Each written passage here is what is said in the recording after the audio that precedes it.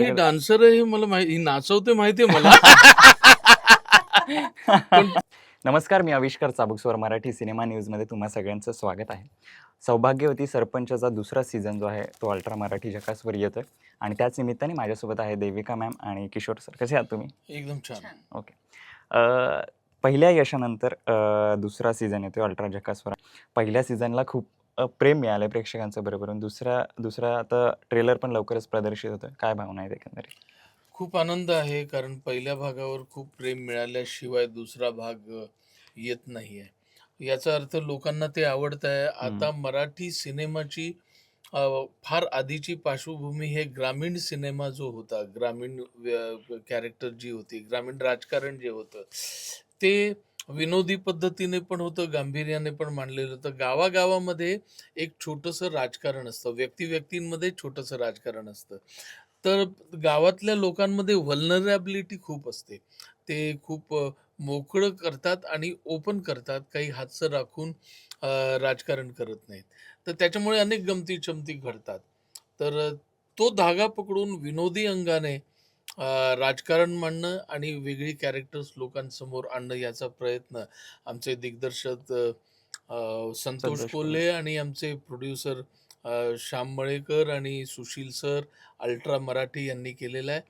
पहिला सीझन खूपच हिट गेला आणि दुसऱ्या सीझनमध्ये सुद्धा तेवढीच तुम्हाला पाहायला मजा येईल असं मला वाटतं. ओके. तुमच्यासाठी प्रश्न आहे की तुम्ही बऱ्याच चित्रपटात काम केलं. आताच बाप्या नावाची तुमची फिल्म आली. तर चित्रपट आणि OTT प्लॅटफॉर्म यातला काय डिफरन्स तुम्हाला जाणवतो? आणि दुसरी गोष्ट काय जास्त करायला मजा येते किंवा काय प्रिफर करता, चित्रपट की OTT? दोन्हीही. हं. कारण माझ्यासाठी अभिनय हे माझं काय म्हणता येईल टूल आहे आणि वेब सीरीज आणि सिनेमा या दोन्हीमध्ये अभिनय करताना मला फार बदल करावा लागत नाही.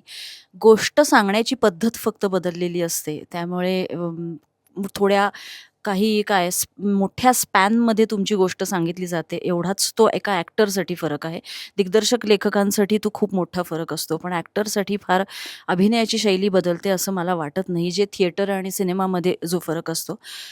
त्यामुळे ॲक्टर म्हणून माझ्यासाठी फार फरक पडत नाही आणि आत्ताच्या काळाचं नवीन माध्यम आहे वेब सीरीज हे.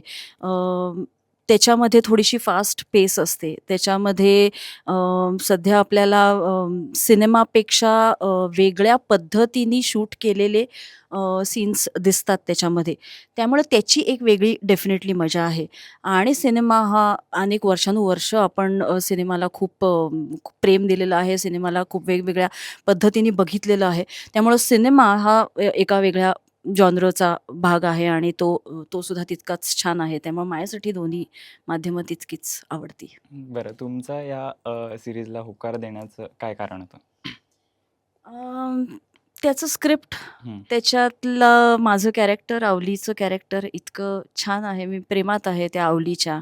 त्यामुळं मला आवली करायला मजा येते. टीम आमची सगळी, किशोर असेल, पहिल्या सीझनमध्ये नागेश भोसले होते. त्यानंतर आत्ताच्या सीझनमध्ये मिलिंद शिंदे आहे, अश्विनी कुलकर्णी आहे, संतोष सर आमचे दिग्दर्शक. अशी सगळी छान अल्ट्राची टीम, अशी सगळी छान टीम आहे. त्या टीमबरोबर काम करायला मजा येते. अशा अनेक गोष्टींसाठी ही वेब सीरीज करावीशी वाटली. नक्कीच. सीरीजच्या बाहेरचा एक प्रश्न विचारतो की मी ऐकलंय की तुम्हाला डान्सची खूप आवड आहे. अरे बापरे! कॉलेजच्या काळात वगैरे तुम्ही डान्स केलाय किंवा नृत्याची हो. खूप आवड आहे. तर हे झालंच की आम्ही बाप्यामध्ये एक तुम्हाला सिमिलर गाव साईडचा लूक बघितला. यात पण त्याच धाटणीचं एक पात्र आहे. तर ही माझीच आणि बऱ्याच प्रेक्षकांचा हा प्रश्न आहे की आम्हाला कधी त्या रूपात कधी डान्स वगैरे, नृत्य वगैरे आम्हाला तुमचं कधी पाहायला मिळणार आहे का? अ, एक सिनेमा असा मी केला होता ज्याच्यात मी अख्खं फुल एक मस्तपैकी सॉन्ग केलं होतं. हं, हं. आयटम सॉन्ग नाही म्हणता येईल, पण हं, असं हं. पॉप्युलर होईल असं सॉन्ग एका सिनेमात ओके. केलं होतं. कॅरी ऑन मराठा नावाच्या सिनेमामध्ये. अच्छा, त्याच्यानंतर अच्छा. हां, बराच हां. काळ सिनेमामध्ये नाही नाचले.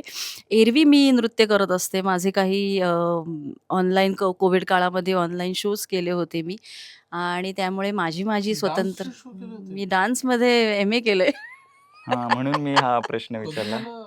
मला पाहायला नाही मिळालं. तर आता आजच मी एक मीटिंग करून आली आहे ज्या दिग्दर्शकाशी माझं नृत्य त्या सिनेमात आहे आणि तुम्ही वा. ते कराल ना अशी मीटिंग झालेली आहे. एक्सक्लुझिव्ह त्यामुळे एक्सक्लुझिव्ह मिळालं. त्यामुळे लवकरच तुम्हाला बघायला मिळेल अशी आशा करते. वा वा सर, तुम्हाला ह्याची कल्पना नव्हती की हे डान्स नाही नाही, ही वगैरे डान्सर आहे हे मला माहिती, ही नाचवते माहितीये मला. पण ती डान्सर आहे हे माहिती नव्हतं मला. ओके. आणि ती मुळात ऍक्ट्रेस इतकी छान आहे आणि मराठीमध्ये ऍक्ट्रेस छान असली की डान्सर असणं आवश्यक नसतं असं मला वाटतं. किंवा दोन्ही डान्सरला न्याय मिळत नाही. दोन्ही कॉम्बिनेशन असलेल्या खूप कमी हिरोईन्स आहेत. तर त्याच्यामध्ये आणखीन एक ऍडिशन झाली आज मला असं वाटतं. Okay. If I am not wrong की तुम्हाला डान्समध्येच असं तुम्ही करिअर ओरिएंटेड होतं डान्समध्ये आणि त्यानंतर हो, वळून वळून हो. तुम्ही आर्टिस्ट हो, हो, झाला. तर हो. तो काय टर्न होता की तुम्ही डान्स वरून इथे शिफ्ट झाला? डान्स हेच माझं पॅशन होतं. हम्म. मला डान्समध्येच करिअर करायचं होतं. मी भरतनाट्यममध्ये एम ए केलं. हम्म. सुचेता चाफेकर यांच्याकडे शिकले पुण्यामध्ये भरतनाट्यम.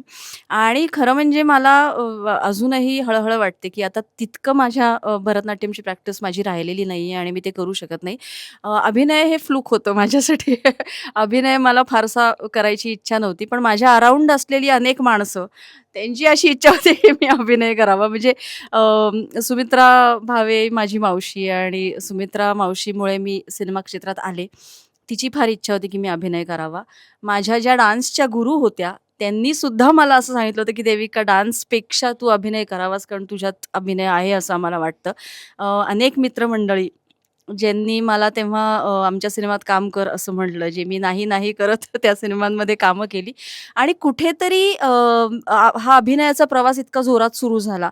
त्याच्यामुळे डान्स हा माझा आपोआप मागे पडला. पण मी स्वतः चॉईसनी अभिनेत्री नाही झाले. अनेक लोकांच्या पुशमुळे आणि आग्रहामुळे अभिनेत्री झाले. ओके. सर, तुमचे काही आधीचे काही छंद होते किंवा आता काही अभिनयाव्यतिरिक्त आहेत? नाही मला मी कवी लोकांमध्ये गेलो की ते मला खूप चांगला ऍक्टर आहे असं म्हणतात. म्हणजे मी कविता ऐकवतो तर म्हणतो चायला त्या नाटकात काय काम केलं, त्या सिनेमात काय काम केलं. अरे कवितेबद्दल बोल, मी आत्ता वाचली तुझ्या समोर.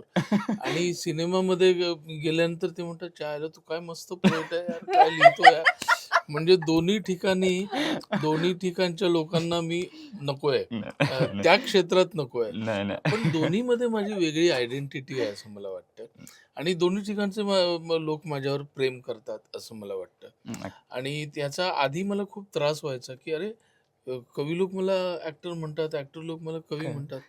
पण आत्ता काही वर्षानंतर ती वेगळी आयडेंटिटी सगळ्यांनी स्वीकारलेली आहे. त्याच्यामुळे मला खूप आनंद वाटतो. जेव्हा लिहित असतो तेव्हा मी कवी असतो आणि जेव्हा कॅमेरा समोर असतो तेव्हा ऍक्टर असतो. नक्कीच नक्कीच.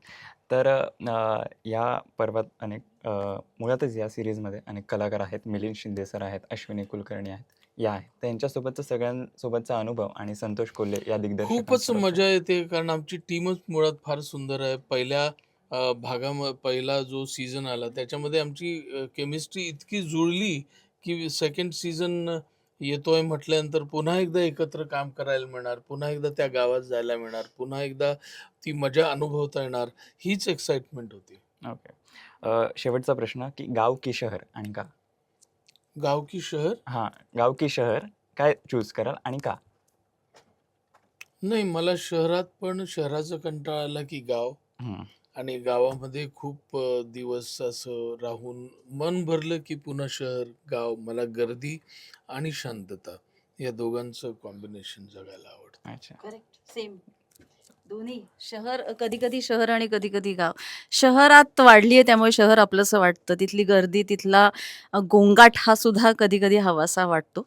पण गावातली शांतता ही कुठेतरी कधी-कधी काय बोलवते आणि ती सुद्धा हवीशी वाटते. दोन्ही. धन्यवाद आमच्याशी गप्पा मारल्याबद्दल. जाता जाता प्रेक्षकांना काय आवाहन कराल? 24 जुलैला दुसरा सीझन येतोय सौभाग्यवती सरपंचचा. पहिल्या सीझनपेक्षा आणखीन काही गमती-जमती, आणखीन नवीन कलाकार, वेगळे प्रश्न असे या सीझनमध्ये आम्ही घेऊन आलोय. तर आय होप तुम्हाला पहिल्या सीझनपेक्षा दुसरा सीझन आणखीन जास्त आवडेल. नक्की बघा अल्ट्रा झकास मराठी OTT ॲपवर सौभाग्यवती सरपंच सीझन 2.